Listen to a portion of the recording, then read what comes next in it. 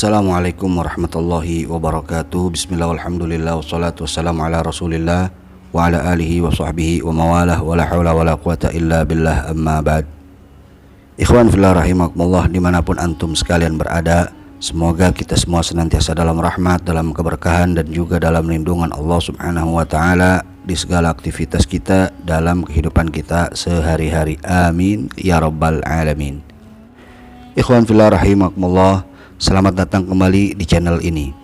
Di video kali ini kita masih akan melanjutkan serial Sirah Nabawiyah, yakni sejarah perjalanan hidup Nabi kita yang agung, Nabi Muhammad Sallallahu Alaihi Wasallam.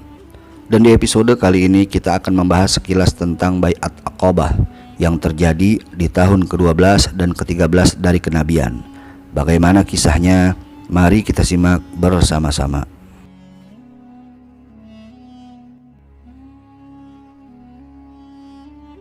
Ikhwan fillah rahimakumullah, di video sebelumnya kita telah membahas sekilas tentang peristiwa Isra wal Mi'raj yang terjadi di tahun ke-12 dari kenabian. Peristiwa yang luar biasa itu membuat gempar penduduk Mekah dan membuat kaum kafir Quraisy semakin mendustakan dan mengolok-olok Nabi Sallallahu Alaihi Wasallam hingga tibalah musim haji di tahun itu. Saat musim haji tiba, sebagaimana biasa, banyak orang-orang dari luar Mekah mendatangi Mekah untuk menunaikan ibadah haji. Di antara mereka ada orang-orang Yathrib atau Madinah yang di tahun sebelumnya telah memeluk Islam. Di tahun itu 5 dari 6 orang Yathrib yang telah memeluk Islam itu kembali ke Mekah. Sedangkan seorang lagi, yakni Jabir bin Abdullah, saat itu tidak ikut karena ada uzur. Kelima orang itu membawa wajah-wajah baru sebanyak 7 orang laki-laki. Mereka ialah yang pertama Mu'adz bin Al-Harith dari Bani Najjar dari suku Khazraj. Yang kedua Zakwan bin Abdul Qais dari Bani Zurek dari suku Khazraj. Yang ketiga Ubadah bin Samit dari Bani Ghanam dari suku Khazraj. Yang keempat Yazid bin Tha'labah dari Bani Ghanam dari suku Khazraj. Yang kelima Al-Abbas bin Ubadah dari Bani Salim dari suku Khazraj. Yang keenam Abu Al-Haytham dari Bani Abdul Ashhal dari suku Aus. Dan yang ketujuh Uwaim bin Sa'idah dari Bani Amr dari suku Aus. Mereka genap berjumlah 12 orang laki-laki. Sesampainya di Mekah, mereka pun menemui Nabi Sallallahu Alaihi Wasallam di sisi Bukit Aqabah di Mina. Dan di sana kemudian mereka pun membaiat Nabi Sallallahu Alaihi Wasallam atau bersumpah setia.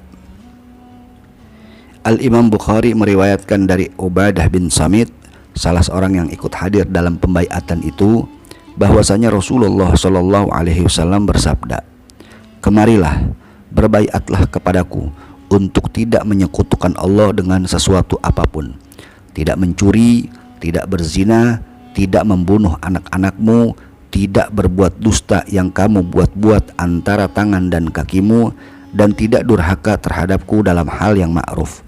Siapa saja di antara kalian yang menepati, maka Allah lah yang akan mengganjar pahalanya.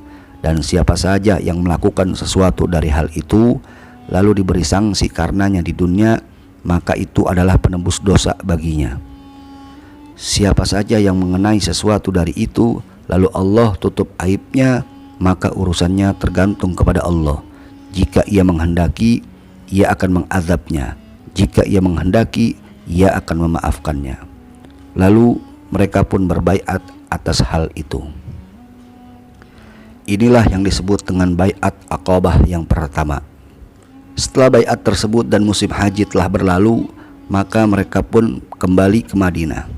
Saat itu Nabi Shallallahu Alaihi Wasallam mengutus Mus'ab bin Umair, salah seorang sahabat yang mula-mula masuk Islam, agar ikut bersama mereka untuk berdakwah di sana dan sekaligus mengajarkan kaum muslimin di sana tentang Islam. Dengan itu Mus'ab bin Umair menjadi duta pertama dalam Islam, dan di waktu selanjutnya beliau dikenal dengan julukan Muqri Madinah. Sesampainya di Madinah, Mus'ab singgah di kediaman As'ad bin Zurarah, dan kemudian keduanya pun menyebarkan Islam kepada penduduk Madinah dengan sungguh-sungguh. Berkat kesungguhan mereka dalam berdakwah, maka tidak ada satupun kabilah yang ada di Madinah kecuali di dalamnya ada laki-laki atau perempuan yang telah memeluk Islam, kecuali kabilah Bani Umayyah bin Zaid, kabilah Khatmah, dan kabilah Wail. Hal itu disebabkan karena ada seorang penyair di tengah-tengah mereka yang bernama Qais bin Aslat yang selalu menghalang-halangi mereka untuk mengenal Islam. Barulah saat perang Khandaq di tahun kelima Hijriah mereka masuk Islam. Hampir setahun Mus'ab tinggal di Madinah, dan ketika mendekati musim haji, Mus'ab meminta izin kepada para sahabat di Madinah untuk kembali terlebih dahulu ke Mekah agar dapat melaporkan hasil dakwahnya kepada Rasulullah SAW. Sesampainya di Mekah, beliau pun menceritakan tentang dakwahnya dan tentang keadaan kabilah-kabilah yang ada di Madinah atau Yathrib. Nabi pun gembira mendengar hal itu. Dan di musim haji di tahun ke-13 dari kenabian, Mekah kembali dipenuhi oleh orang-orang yang hendak menunaikan ibadah haji, tak terkecuali orang-orang Yathrib atau Madinah. Di antara rombongan orang-orang Yathrib itu ada sekitar 70 orang yang telah memeluk Islam. Mereka datang bersama rombongan Yathrib yang lainnya yang belum memeluk Islam. Kaum muslimin dari Yathrib itu terus memikirkan keadaan Rasulullah SAW karena mereka tahu betul bahwa Nabi SAW senantiasa dizalimi dan dihalang-halangi dakwahnya oleh kaum kafir Quraisy di Mekah. Hingga akhirnya terjadilah kesepakatan antara mereka dengan Nabi SAW untuk bertemu di sisi Bukit Aqabah di Mina pada malam hari agar terhindar dari gangguan kaum kafir Quraisy untuk membahas hal yang mereka pikirkan itu. Di antara mereka ada seseorang yang bernama Ka'ab bin Malik.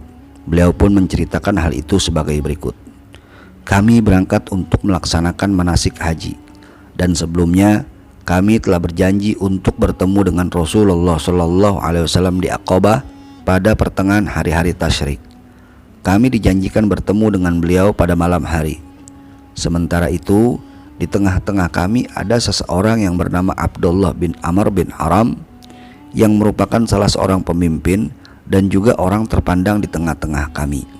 Kami mengajaknya untuk berangkat bersama dan merahasiakan urusan ini dari kaum musyrikin yang berada dalam rombongan kami, yakni rombongan penduduk Yathrib. Lalu kami pun berbicara kepadanya, "Wahai Abu Jaber," panggilan bagi Abdullah bin Amr, "sesungguhnya engkau ini adalah seorang pemimpin kami dan orang terpandang di tengah-tengah kami. Kami tidak suka dengan keadaanmu saat ini yang kelak akan menyebabkanmu menjadi kayu bakar api neraka kelak." Kemudian kami pun mengajaknya untuk memeluk Islam dan memberitahukan kepadanya perihal janji kami untuk bertemu dengan Rasulullah SAW di Aqabah. Lalu ia pun masuk Islam dan menghadiri baiat Aqabah bersama kami serta terpilih sebagai salah seorang pemimpin. Ka'ab pun melanjutkan kisahnya. Lalu kami tidur di malam itu bersama kaum kami di perkemahan kami. Hingga ketika sudah mencapai sepertiga malam, kami pun meninggalkan perkemahan kami menuju tempat perjanjian dengan Rasulullah SAW dengan sembunyi-sembunyi dan mengendap-endap bagaikan burung padang pasir. Akhirnya kami pun berkumpul di celah dekat Aqabah.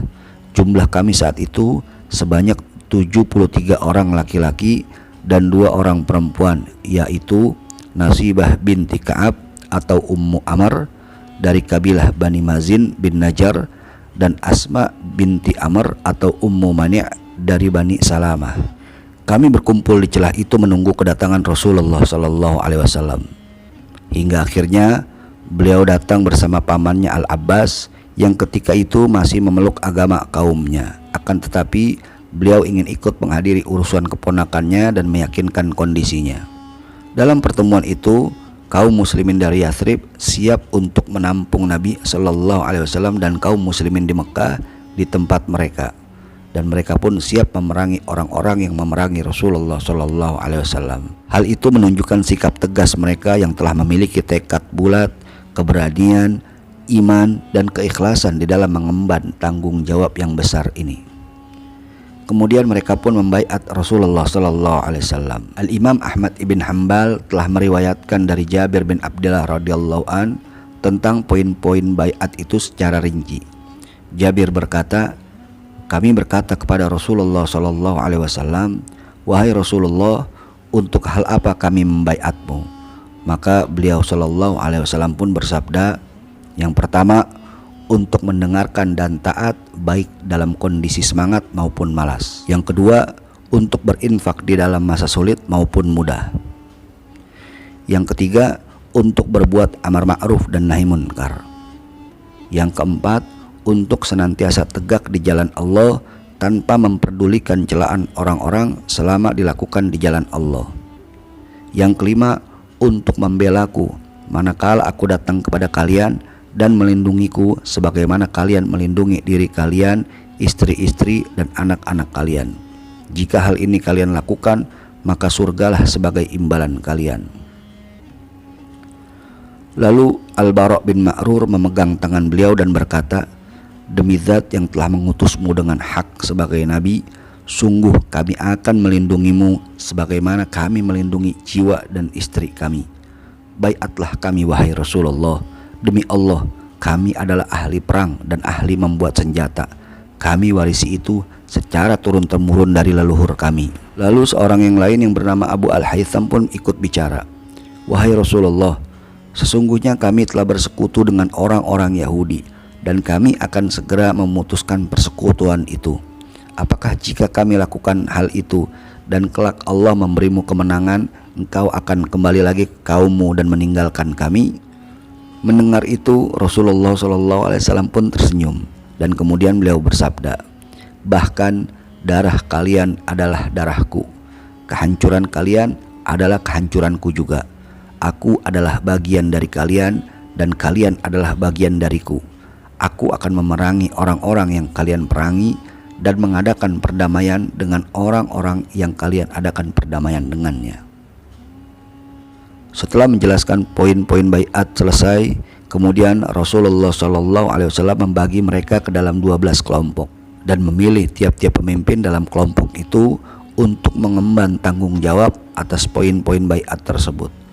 Dan ke-12 pemimpin itu ialah, yang pertama As'ad bin Zurarah dari suku Khazraj, yang kedua Sa'ad bin Rabi' dari suku Khazraj, yang ketiga Abdullah bin Rawahah dari suku Khazraj, yang keempat Rafi' bin Malik dari suku Khazraj, yang kelima Al-Bara' bin Ma'rur dari suku Khazraj, yang keenam Abdullah bin Amr dari suku Khazraj, yang ketujuh Ubadah bin Samit dari suku Khazraj, yang kedelapan Sa'ad bin Ubadah dari suku Khazraj, yang kesembilan Al-Mundhir bin Amr dari suku Khazraj, yang kesepuluh Usaid bin Hudair dari suku Aus, yang ke-11 Sa'ad bin Haythama dari suku Aus, yang ke-12 Rifa'ah bin Abdul Mundhir dari suku Aus. Setelah itu mereka pun membubarkan diri, dan itulah baiat Aqabah yang kedua.